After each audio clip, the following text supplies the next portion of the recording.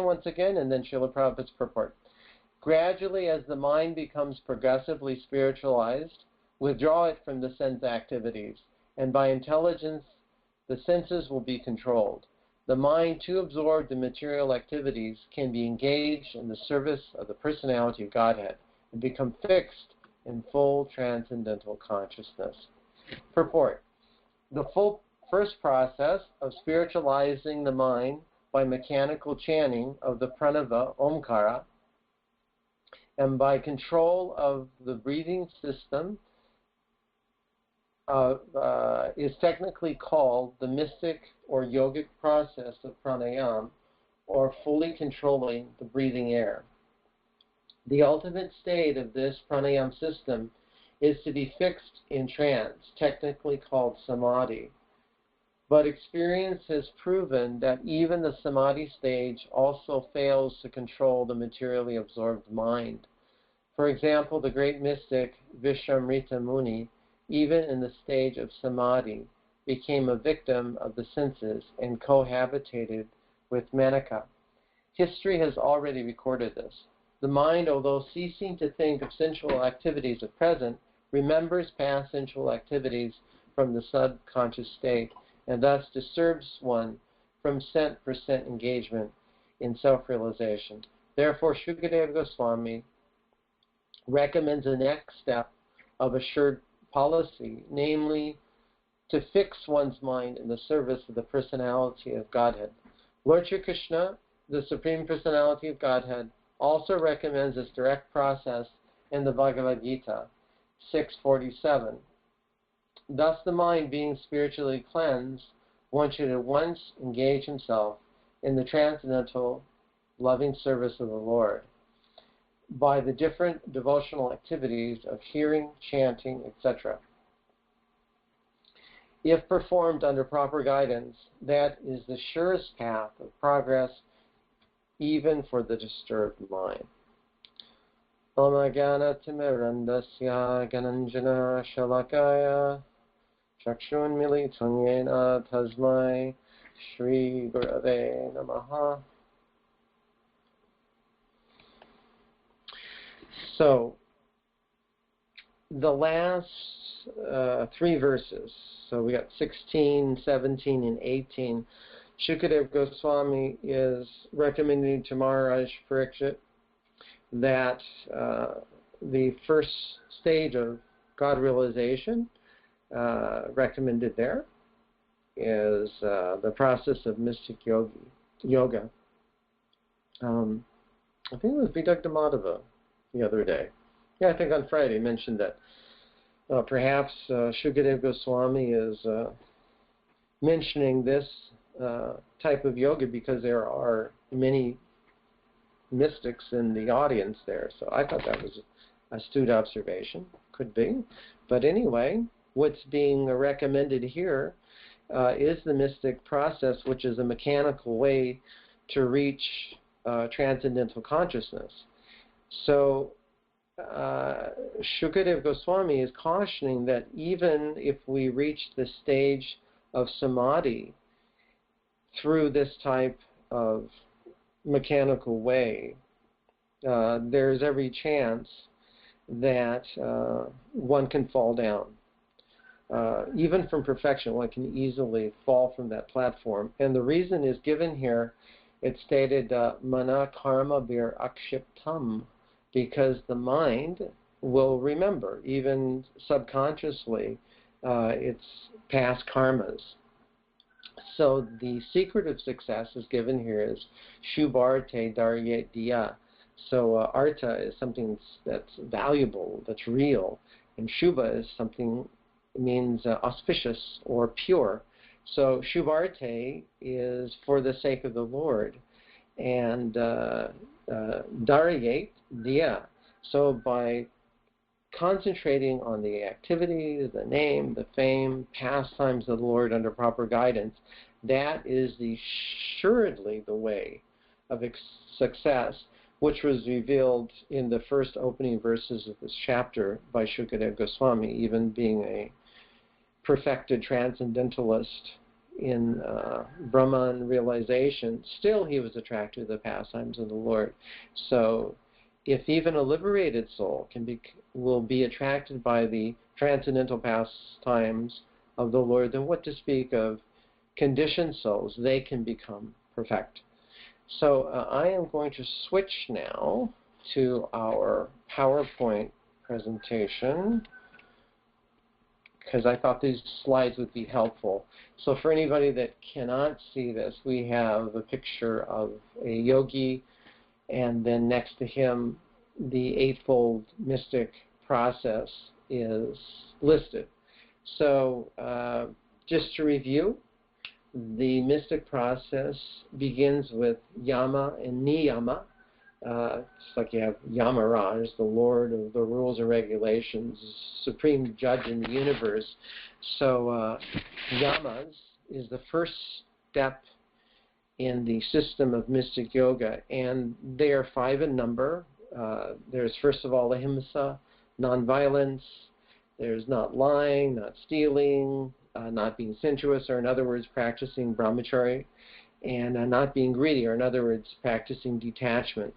So it's interesting with these terms, they are negative terms, which has the implication that when we are pure, then naturally we cannot but be benevolent, truthful, respectful to others, their belongings, etc., because that is our true nature, to be good, etc. So those are the yamas, and then the niyamas are the do's. Those are the don'ts. The do's are cleanliness, contentment, not being disturbed by trifle things, practicing austerities, being introspective, and worshiping the Lord. This is one of the processes that is listed there. You can't go any further. Yama, niyama, one has to worship the Lord. Then the next stage is listed here is asanas. Asanas means postures. Patanjali codified the Yoga Sutras, not that he was the origin of the Yoga Sutras. In the sutras themselves, he points out that he is simply restating what has been well established by authorities. So when he speaks of, for instance, the yamas and niyamas, and then the asanas are not a process in themselves just to be practiced for some other purpose, but rather it's meant to bring you to the next stage. The asanas are meant to purify the body so that you can sit in one place for a long, long time and then control the mind to come to the next stage. So if one is able to hold his body straight and sit without moving, then that allows him, or that's like a prerequisite to the next stage of the yoga system, which is listed here as pranayama. Pranayama generally is understood to be breath control, but actually the breath is closely connected with the flow of subtle energies within the body. So it's not an end in itself, but rather in order to control the energies within us, or the prana, we practice, or a yogi will practice pranayama, breath control, in order to purify himself to come to the next stage, which is listed here as pratyahara. Pratyahara sometimes is referred to as interiorization of the mind. Once we've, through pranayama, focused the energies of the body, then one has to focus the energies of the mind so that the thoughts won't go all over the universe and wander endlessly. It has to be focused in one pointedness. An example is given. It's just like if you have a thread, you have to gather it, and you take that one point and you put it through the eye of a needle. It has to be very, very focused in order to achieve the results. And the next stage, once one is practiced in pratyahara, or consolidating the mind, is dharana. Dharana means contemplation. That's one translation of it. It means when one becomes aware of his inner self, or deep concentration. Sometimes yogis will say that you become aware of the inner sounds within yourself, or deep mystical feelings, or in other words, you become aware of your spiritual nature. That leads to the next stage, which is dharana. Dharana means meditation or absorption. By prolonged concentration on anything, or in any stage of consciousness, one begins to assume to himself its qualities. What I mean to say is, for instance, in the 11th canto of the Srimad Bhagavatam, somewhere in the beginning chapters, I believe this was the Avanti Brahmana, but anyway, there was the example about it's just like a bee was captured by a wasp, and then the wasp kept him in a corner of his hive or something. And because the bee was so frightened of the wasp, he was just constantly thinking about him, and he became a wasp. He became just absorbed in nothing but the thought of the wasp. So similarly, when we meditate on sense pleasures, we identify our happiness with the gratification of the senses, the gratification of those pleasures. But if that was actually, if it was a fact that pleasure came from the contact of the senses themselves, then that would mean that everyone would enjoy the same thing to the same degree. But we find that one man's food is another man's poison. I recently was checking out the history of Hawaii, and the favorite queen of King Kamehameha, he had like 20 wives, and his favorite queen, who succeeded him after he died and ruled the kingdom, she was like plump, you know, she was like big and fat, but she was beautiful to him. Since objects in themselves don't actually have pleasure, it's because we're absorbed our mind in it, and therefore we think that there's intrinsic pleasure there. As Krishna says in the Bhagavad Gita, yehi sangsparshaja bhoga. So sparsha means feeling. So as soon as our senses, any of our senses, not just the sense of touch, but through the eyes, through the taste, anytime our senses come in contact with the sense object, if we become absorbed in them, then we will be lost. Sangsparshaja bhoga, dukkha yonaya evate. They're actually the source of miseries. So dharana is a process of meditation. So instead of meditating on sense objects, it's deep, deep concentration on the self within. And if we become accomplished in that, then the next stage is called samadhi. Samadhi means it's sama-adi. It's our pure transcendental consciousness, our original state, just like many times yogis will describe it as like a candle in a windless place without wavering. It's oneness with the supreme consciousness of the Lord. You know, the Lord is the source of everything, and if we agree in perfect agreement with Him, that is samadhi.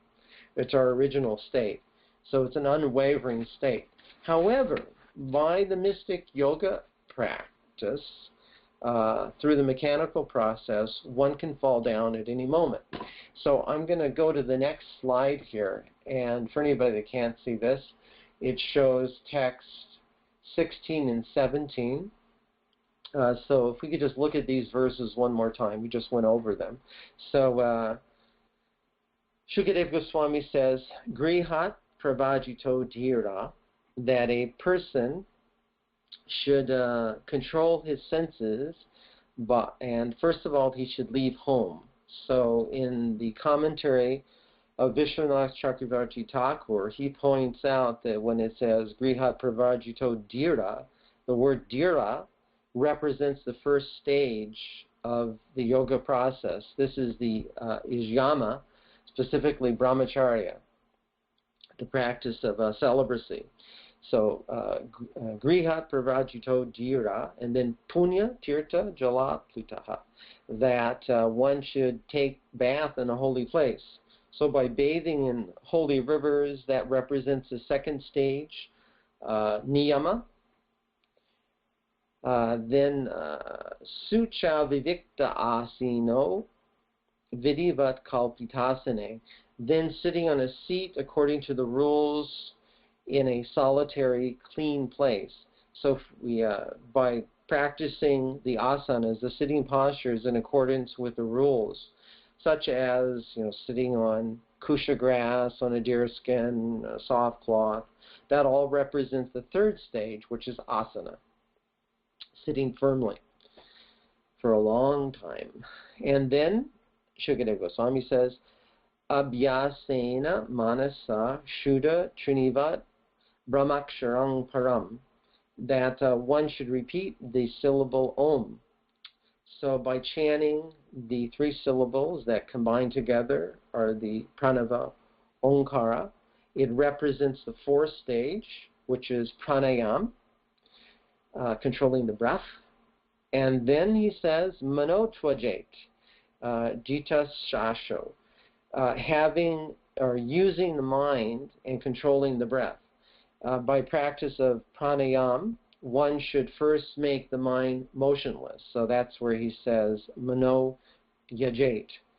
And then the Brahma Bija, of course, refers to Om.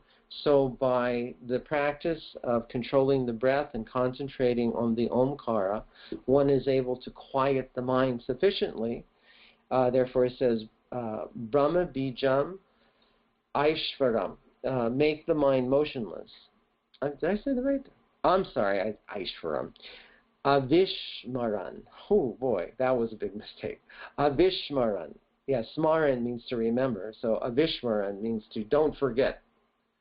So the yogi can make his mind as if motionless or without wavering by concentrating on the syllable Om. So now again, to go to the next slide. So that was text 16 and 17. Now in this verse, text 18, Niyachet Vishbebyo Shun.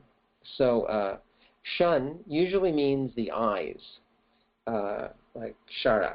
So one should restrain the senses, such as the eyes, or actually any of the senses, from their sense objects. By controlling the mind, one is able to withdraw it, such as the eyes, or in the previous verse, it referred to the ears, or the objects of the sense, such as sound. So that's the fifth stage, which is called pratyahara. This is all, again, Vishwanath Chakravarti Thakur's commentary on these three verses. Then, in this verse, it says, Manaso Buddhi Sarati. So we recognize this word Sarati, just like Krishna's name is Partha Sarati, the chariot driver of Arjuna. So the mind also is referred to in the analogy of a chariot. The mind and the horses are just like the senses, and the rein is the is the mind. So the controller of the mind, or the driver of the mind here, the buddhi is buddhi sarati. So by the mind, one should control the senses with the assistance of the intelligence, because the intelligence is discrimination. I just was listening to my wife. She had heard a lecture. It was interesting. She was listening to, I think, Bhakti Vigan Swami. Was pointing out that children up to 5 years of age, they have very little developed ego or intelligence. They're pretty much just mind, just accepting and rejecting whatever's in front of them. So therefore, their intelligence is supplied by their parents. A child is absolutely oblivious, he'll walk in front of a car or wherever, but the father is always diligent to guide him properly. So in this verse, it says Buddhisarati, the steerer, the driver of the mind is the intelligence. Then the next line is very important, because up to this stage we're describing the yoga system, but then Shukadeva Goswami, he warns us that mana karma bir akshiptam shubharet darayet diya, that one should concentrate with the use of the intelligence on the Lord, because the mind is always agitated by its previous karmas. So one should concentrate with the intelligence on the form of the Lord. That's what is meant by the word shubharet. Shubharet means, as Srila Prabhupada translated, for the sake of the Lord. So this is considered to be the sixth stage of the yoga system, or dharana, when the mind is described as that which is, listen to this, that which is impossible to make motionless by pranayama or other processes because of the extreme strength of previous karmas. Yeah, so within our mind, we've been in this material world for countless births in different species of life, and we are attracted to sense objects, even if we try and repress them within our subconscious mind. All of these desires are there, so they will come up, even at the stage of samadhi. However, if we engage ourselves in the service of the Lord, then the mind will automatically be attracted to the Lord, and that's the way to assuredly achieve perfection. So in the purport, Srila Prabhupada gives the example of Vishwamrita Muni. So I'm going to go to the next slide here. So for anybody that can't see this, we have Vishwamrita along with Vashishta and the Kamadhenu cow. Just a short history. Vishwamrita was a king. His name was Kaushika, and he had an army, very powerful. He would go all over the world, all over the universe. That's why he was called Vishwamrita. Nobody could conquer him. So he came to the hermitage of Vashishta. Vashishta greeted him very nicely. He sat him down with his entire army and fed them all with his Kamadhenu cow, who could provide anything they wanted, including 5 different types of milk, different tastes, and a big feast. And just this Vishwamrita, King Kaushika, was amazed. So he offered Vashishta anything that he wanted. He said, "You take my entire kingdom. All I want is this Kamadhenu cow and her calf." But Vashishta declined. He said that I need it for sacrifice. I just cannot do that. I'm so sorry. But King Kaushika would not take no for an answer. He said, "If you're not going to give me even this one cow, even for my entire kingdom, then I'm not going to give up my duties as a Kshatriya. I'm going to take it away by force." So Vishwamrita said, "You're a Kshatriya with a big army. What am I, a helpless Brahmana? What can I do? Don't even think about it. Just do it." So he did. He took away the Nandini, the cow, and her calf. They were beating them with straps and forcibly dragging them away. And Nandini came back to Vishwamrita and nuzzled up against him. He said, "My Lord, why are you forsaking me? Why don't you give me shelter?" And Vishwamrita said, because he was a Brahmana, he was trained in tolerance, and he could not become angry, and he would accept anything that came to him. So she asked, "So does that mean you've abandoned me, my Lord?" if you abandon me, unless you abandon me, no one else can take me away. So no, no, no. If there's some way that you can free yourself, then please do. So she was again being beaten and dragged away, and then she looked at the soldiers, which were like in the thousands of the soldiers of the army of King Kaushika, and with a menacing look, her eyes turned crimson red, and embers started to come out of her eyes, her nostrils, and from her dung, fire. And then she started to manifest all kinds of rakshasas and demons, very fearsome soldiers. There was, I think, 10 to 1 compared to all the soldiers of King Kaushika, or Vishamrita. So they harassed them greatly, and they ran, like miles away to get away from. But they didn't kill one of those soldiers. They just harassed them. So after that incident, Vishamrita he saw that his power as a kshatriya was useless. Real power comes from the brahmanas. So he decided then and there that he was going to become a brahmana. But anyway, there's a very long history about how he became finally qualified to become a brahmana. After much, much austerity, many fall downs, he was very envious. There's all kinds of fights with Vishamrita, etc. But anyway, he became a great, great yogi, famous in all the world, all the universe. Even he had many pastimes with the Lord Ramachandra, and other pastimes with various incarnations, even Krishna himself. So let's go to the next slide. Now we see the example that's given here in the Bhagavatam, in this verse. Srila Prabhupada is citing that Vishamrita, he was sitting in meditation. He had attained samadhi, but because he had such severe austerities, Indra became, as usual,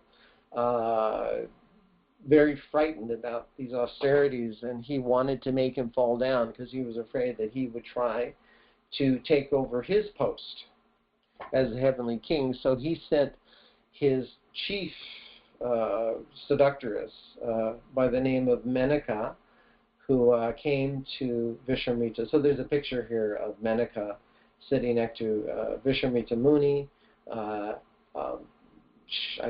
Her ankle bells were twinkling, and then he opened his eyes to check out what was going on. And as soon as he saw her, he fell down.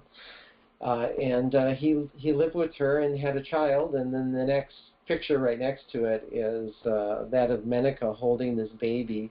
And it has Vishamrita disgusted, saying, "No way, what did I do? Wasted so much time." The name of that child was Shakuntala, who was said to be the most beautiful human being ever.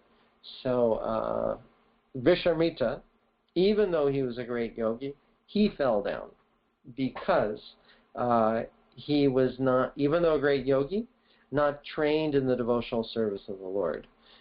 However, as stated in this verse, I'm going to the next slide. Here is the last verse of the 6th chapter of the Bhagavad Gita. Yoginam api sarvesham madgatena antaratmana.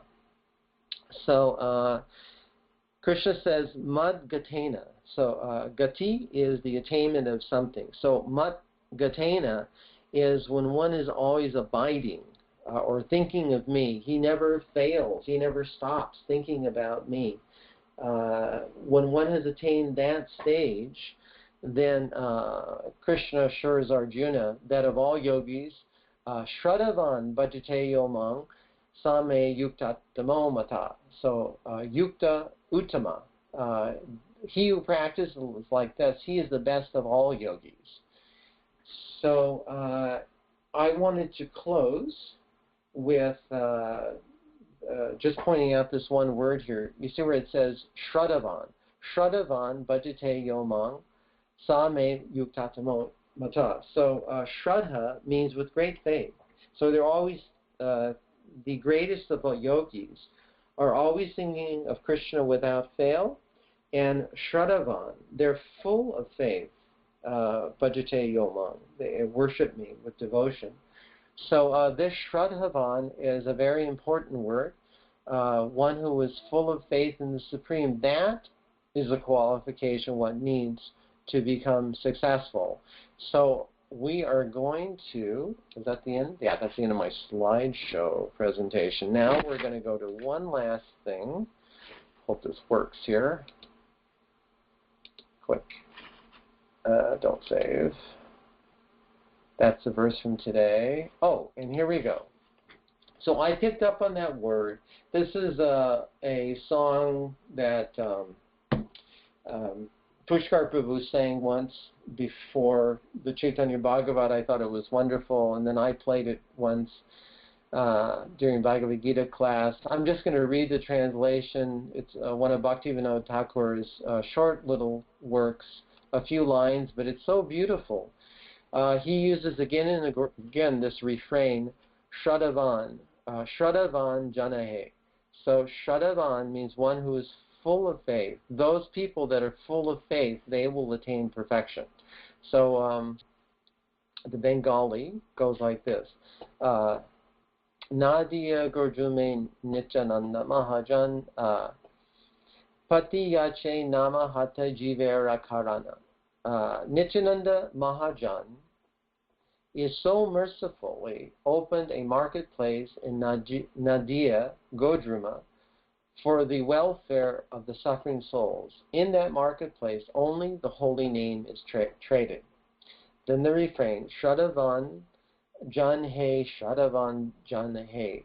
Prabhur Ajanya Bai Magi A Bikshan. So Biksha is like charity. The only charity that's being asked is Bolo Krishna, Bhajo Krishna, Koro Krishna Shika. What is that price? Shraddhavan Janhe, Shraddhavan Janhe. Those who have faith in the holy name and faith in the words of Sadhu, Shastra, and Guru. This is the price, faith. Only those persons who are allowed to enter that marketplace. Only those persons are allowed to enter that marketplace. They can buy and sell the holy name. Sri Nityananda Prabhu requests the faithful persons, those who have developed faith in the holy name, to come and take it. Sri Nityananda Prabhu says, this is the order of my Lord, my Prabhu, my Master. Therefore, I have come to your doorstep, O brother. I am a beggar. I beg for these alms. Utter the name of Krishna. Do Krishna bhajan. Accept what Krishna has taught us. These are the alms that I am begging you. Aparada shuni hoy leha Krishnanam, Krishna mata, Krishna pita, Krishna dana prana. Chant the holy name of Krishna without offense. Chant the pure name of Sri Krishna. Sri Krishna is mother, Sri Krishna is father, Sri Krishna is wealth and asset. Sri Krishna is the Lord of my heart. Sri Krishna is the life and soul. Krishna is everything.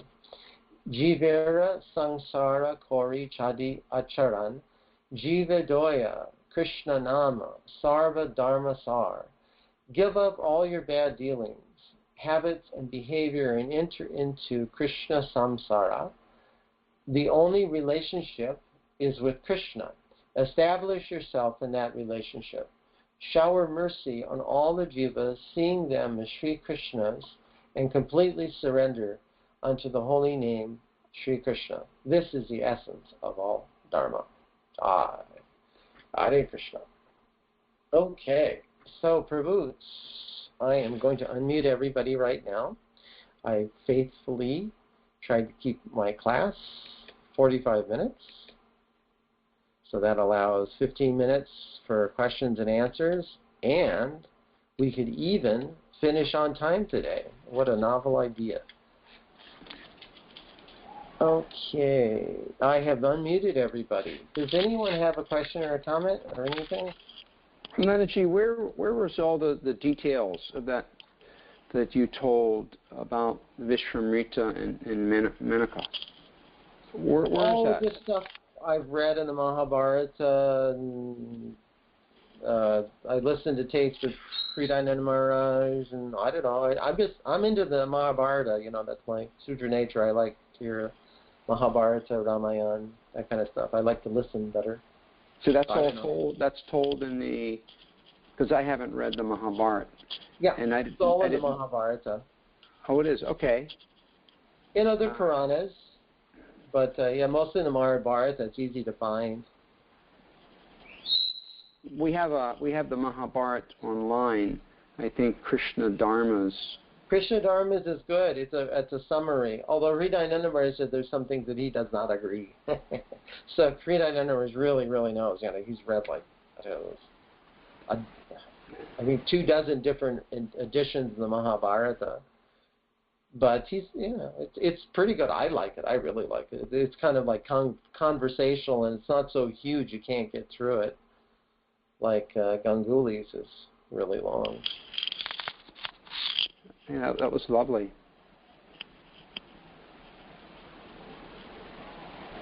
So you talked a lot about all the details of these technical things about meditation and the almost mechanical procedures. How does that apply to us? Well, I mean, what are we supposed to get out of that? What is that?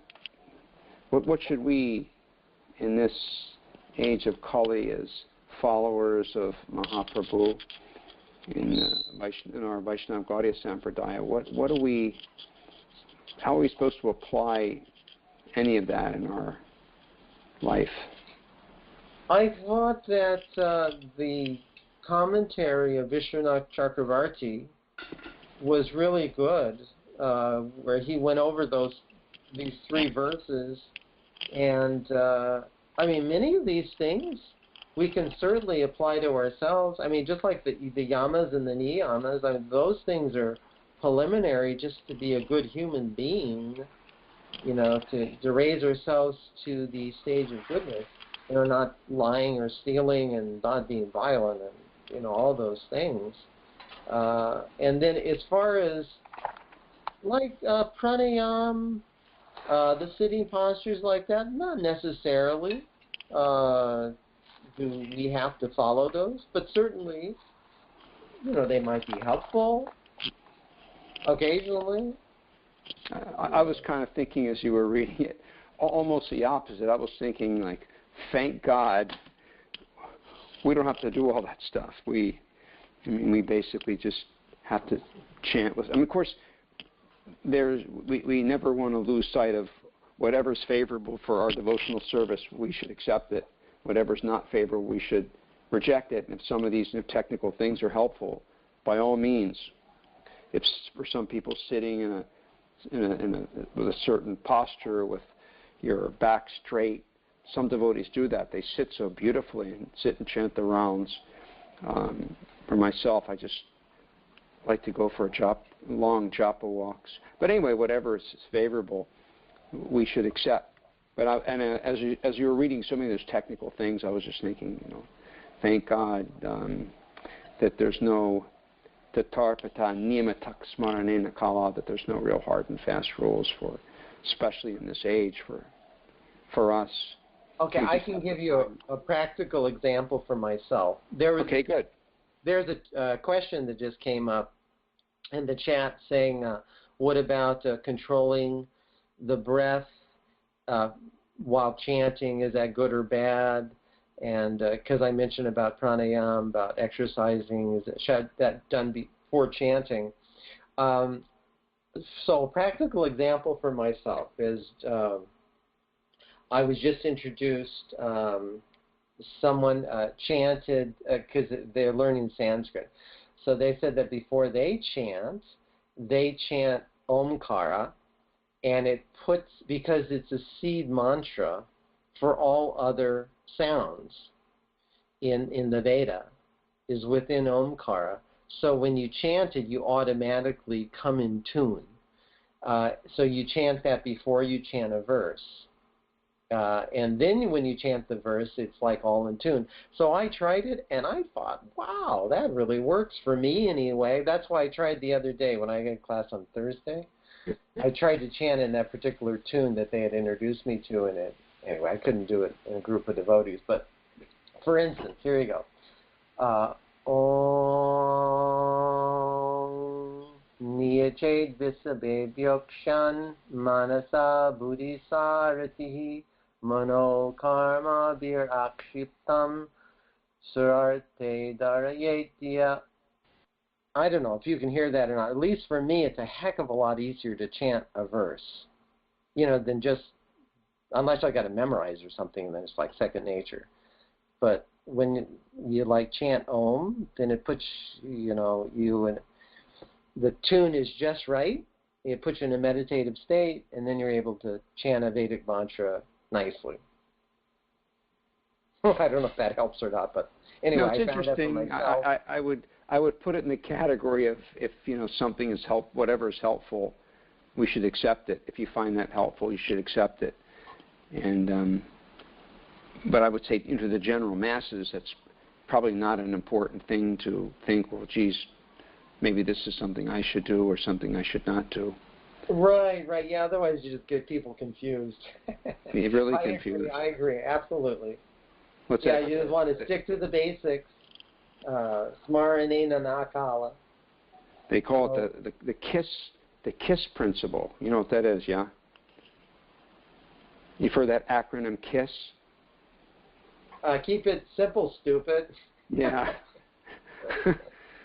And remember Lord Chaitanya, when Lord Chaitanya was speaking with Prakasananda Saraswati and all of his disciples, he asked, why aren't you focused on all the technicalities of the Vedic system? And Lord Chaitanya said, my spiritual master said, I'm just a fool. I cannot understand these things. I can perform these things. He instructed me to just chant the holy name. However, just like you were saying the other day, or I don't know, a month or two ago, how you were preaching to somebody at one of your weddings and they were an atheist, and then you introduced the universal form to them, and then they really picked up on that. So it's the same with people that are attached to the mechanical process of yoga. If you explain all of these things to them and then point out that in the stage of dharana, what you should be doing is meditating on the transcendental pastimes of the Lord. Otherwise, your mind will be attracted to its previous karmas. Then that may be something that will click for them. Absolutely, I agree. Prabhu, Hare Krishna, I wanted to add a little something that maybe this is in the Bhagavatam for those that just aren't ready to accept the personality of Godhead, and this is like a way that they can start, at least on a path. It's what they can understand at this time. But the different postures and the breathing and, controlling the senses. Because, devotional service is so much higher. But they might not be able to be ready to accept personal form of the Lord. As is presented by Krishna in the Bhagavad Gita, he describes the mystic yoga system. Mm-hmm. And he concludes it, therefore, in the 6th chapter, that of all the yogis, he who always thinks of me with great devotion. And Arjuna rejects it. Right. But still, it's there, So yeah, I agree. Yeah. No, they're all valid points. None nullify the other. They're all a good global look at all these things that they may be very, as Mataji's pointing out, may be very applicable to some people that they're just not ready. So let's start them wherever we can start them, and move them in the right direction towards devotional service. Hey Ramananda, Hare Krishna. Oh, Jaya Prabhu. Madan. Up in Philadelphia. Really? Chaitanya Jivan's place. I have a question. What's the motivation when someone gets attracted to that? They're attracted because of something's motivating them. What is it that attracts them to these different things? What are they thinking they'll get from it? What's their motivation? You mean that why would someone be attracted more to the mechanical process and directly taking to the Anga Bhakti? Because we're attracted by Prabhupada's charm in describing Krishna, and that's the prophylactic, antiseptic remedy, the panacea for everything that kind of like magnetizes all of our misdirected ideas in our mind. So isn't the motivation? It's still from the false ego. So how can you get rid of the false ego by acting on the attraction from the false ego? Well, to your original question, I think it's because they're not advanced enough to accept Krishna as the goal. Their enviousness of Krishna is such that they haven't developed an attraction to him, but they still want to get out of this material world. So they're just, not, their faith hasn't developed sufficiently. So therefore, there's another process. You're saying liberation is their motivation? Yes, I think that's fair to say, because otherwise why would they be interested in spiritual life?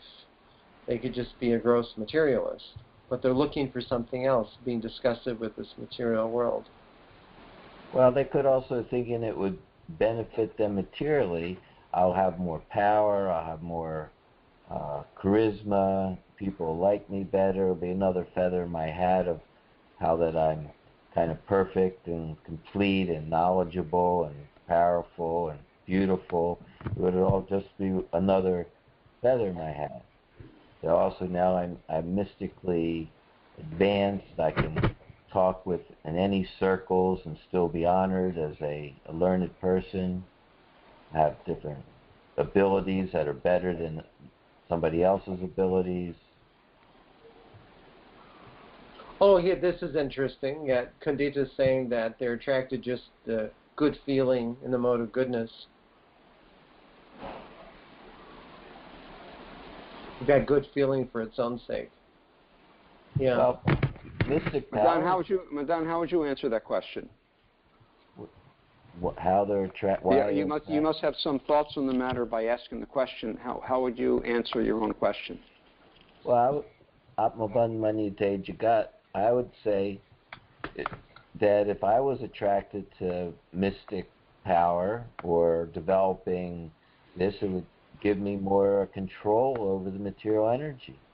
Because material energy is difficult to deal with. It's always dumping me. Maybe if I understood how it worked a little bit better, I could control it. Like some lawyers, they study the law, but they don't study the law to be honest and truthful. They study the law so they can more or less get around it without getting into difficulty with it. If you know what the law is, then you can break the law without breaking the law, so to speak. So if I develop some powers, I can be less encumbered by this material energy and still enjoy the material world, but even better. That's a great example, just like Hiranyakashipu, for example, and Ravana. They, sort of the same idea. They practiced mystic yoga. They were great scholars of the Vedas, but they had a very nefarious motive. Well, I'd like that point that Ramananda, you were saying it's because of the envy. When we talk about advanced, what's changing? Where is the advancement takes place? Because it says that even if they become liberated, if their intelligence isn't purified, then they come back down again. So what kind of intelligence is it that we're talking about that doesn't get one to fall back down?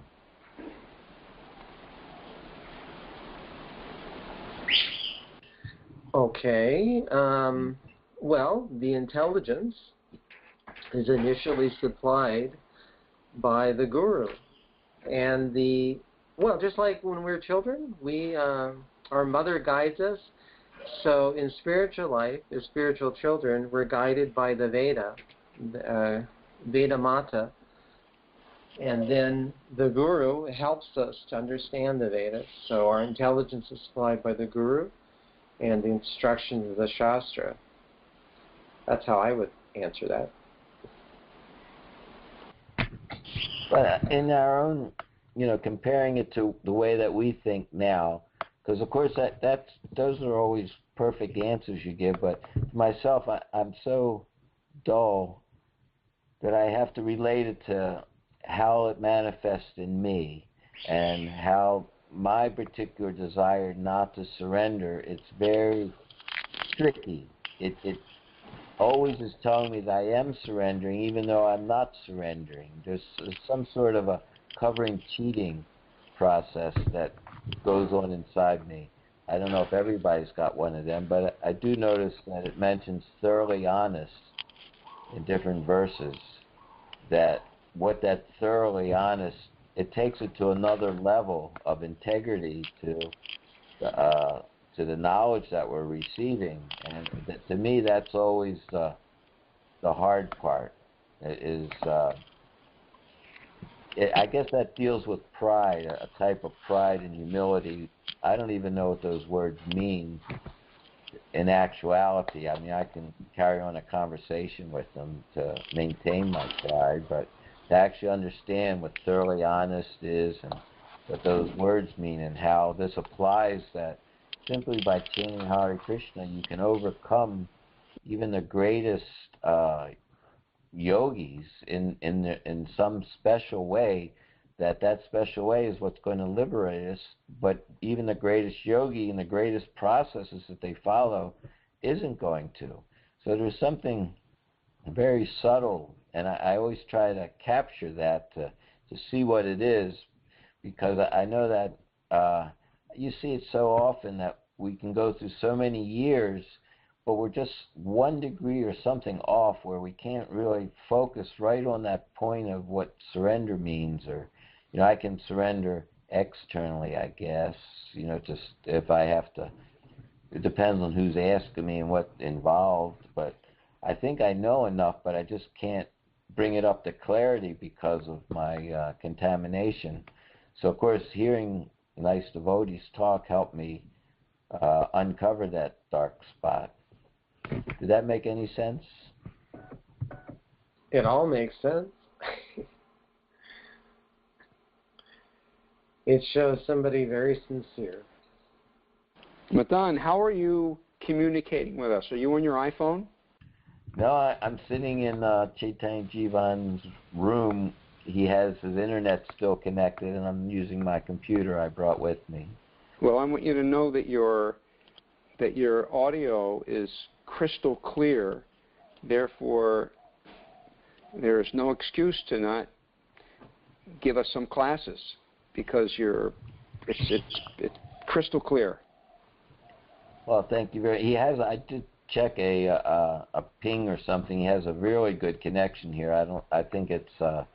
I don't know how he has it, but he has like 20 megabytes a second or some kind of really good connection. Yesterday we were at Gita Nagari, and he just donated all his furniture to Gita Nagari. We had a big truck and went out there and he just gave it all to him, and he had really high quality stuff that he got when he was here in his apartment, and he's now moving into a little small place, and he's always doing so many things. He just bought this really nice hot water heater for the temple today. Their hot water heater blew up, so he had to buy this giant hot water heater for me. And he just does that stuff.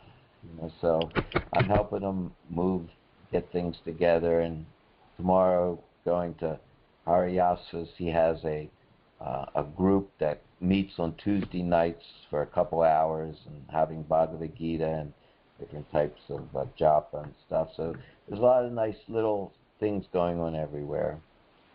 So. Nice. Yeah, Philadelphia, a happening place. Yeah, okay, Prabhu. So, it's a little bit after 7, Hawaii time. Can I add one last thing? Oh, of course. It wouldn't be complete without Vedanta adding something, a little cherry at the top. Right. Sukadeva Goswami, we know, was a liberated soul, Brahmanandi. And many of the yogis and the rishis in the assembly, they're also on the liberated platform. And not theoretically, you know. I mean, Prabhupada says if you accept Krishna, you chant his holy name, you know, you dedicate your life, like you're liberated.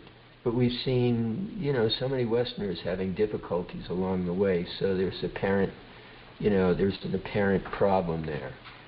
But there, you know, we should be very careful how we judge others, you know, beyond our own abilities. Someone who's actually liberated, you know, through another system of yoga, you know, what their motivation is, what their, you know, because Sukadeva Goswami, he came to the full, he's explaining to the rishis, I was, you know, as you all know, I had nothing to do with this world. I was in a liberated condition, and I heard this Leela of Krishna, and it attracted my mind. So, you know, he's just letting them know this is transcendental. This Leela is transcendental. Otherwise, my mind wouldn't have been attracted. I knew it, you know, because it was attracted, because my mind was completely liberated from the mundane sphere, that there's something, this is beyond the mundane. So he's just informing them this. And then, and he's introducing them to the Virat Rupa, that's coming up into the, you know, or in the next verse of meditation on the form of Vishnu. So some of these rishis, they may, you know, be satisfied with, you know, where they are. They know Brahman. And he's telling them, now actually you're in a position to really do some sadhana. You think you've done some sadhana, now's the time to hear and glorify the personal aspect of divinity. So anyway, I just wanted to add a few things like that. Liberated souls are not envious, generally. But those that have, those that are Mayavadis, that are against the personal conception, that know about it, and they're, yes, they have, there's definitely a problem there, and they're going to suffer for that by denying the lotus feet. There's definitely a section. But there may be an innocent, more or less innocent section also. And those they come across when they come into a pure devotee like Sukadeva. Good point. Nice. Yeah, I think can I ask a question here? Before okay, but this will have to be the last because we should quit. Very last. Kapskaran. Okay. You know, like I was just reflecting in hearing this whole conversation and considering, you know, where people are at in their individual sojourns. When we go back to look at the earlier verses of this particular chapter, Sukadeva Goswami, he's talking about the fearless way, you know, to be bold enough to not be afraid of death, chanting the holy names, taking shelter of the holy names. And then he gets into this thing of this process of meditation that you've been reading today, Ramananda Dasa. And I'm just wondering, is there any reason to believe that he is speaking about this meditation in this fashion in order to show respect to the sages that are there because some of them are not really bhaktas, but they're great sages? Okay, I can take a stab at that, and then everybody else can. But I was going to say that, but Krishna does the same in the Bhagavad Gita. He goes through the gamut of all the different processes given in the Vedas, including the mystic yoga system. But then he concludes with, you know, Manmanabhava Madbhakto and Sarvadharman Parityaja. So he gives the ultimates, but along the way he's, you know, saying that there's all these different paths. So why not in the Bhagavatam as well? It's an expansion of the Bhagavad Gita. I guess what I was trying to ask is that is there any reason to believe that there's diplomacy being played here? Because we don't want to offend people who are seriously searching for the goal of life, but they have to do it in their own way, and sometimes by trying to give them Krishna consciousness, the worst thing we could do. We can only encourage them with what they're doing. Like Krishna says in the Bhagavad Gita, that not the wise disrupt the minds of the ignorant, but to encourage them. I was thinking that probably he's doing a lot of different things. You know, we can just assume that there are other transcendentalists there that may not be completely on the devotional path. Evidently, when Maharaj Parikshit asked this question, what he should do at the time of death, there was many different opinions, and it was only after Shukadeva Goswami came that he accepted his instructions. Right. So I think it's natural that he's going through these different preliminary stages of self-realization. That's my opinion. Anyone else want to comment on that? And the other thing that I wanted to mention, because we talked about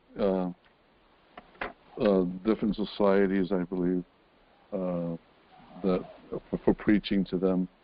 My understanding, I've not seen it documented, but I've heard it more than once. My understanding is that Srila Prabhupada had said that this Krishna consciousness movement would not really spread as a philosophy or as a mission, but as a cultural movement.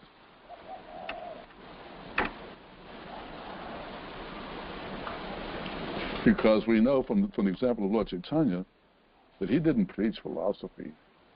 He didn't speak philosophy to a lot of people, to very few. Mostly was just, feasting, chanting, and dancing to the masses of people.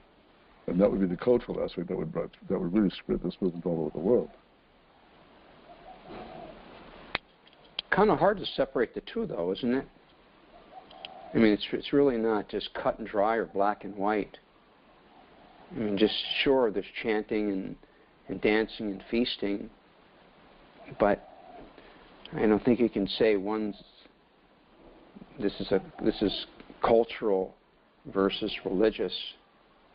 I think it's so transcendental, it's hard to separate the two. You're right. And I think the idea that it's religious would be a rather insidious aspect of the thing, though. You know what I mean? I mean, there's many people that wouldn't want anything to do with this movement if it was strictly a religious thing, because they come because of that's how I came. You're absolutely right. But it starts. It's kind of in like a needle, out like a plow. Right. Yeah, it's disguised. It's I don't know. I had no idea what I was getting myself into when I joined the Hare Krishna movement. But thank God I was baited on in with that. Exactly. Yeah, that's exactly how I feel. I got baited, and I'm happy I got baited, because now I feel like I found what I've been looking for all my life until I got baited. But that's what it took to get me interested. It took some bait, and the bait was the food, the prasadam.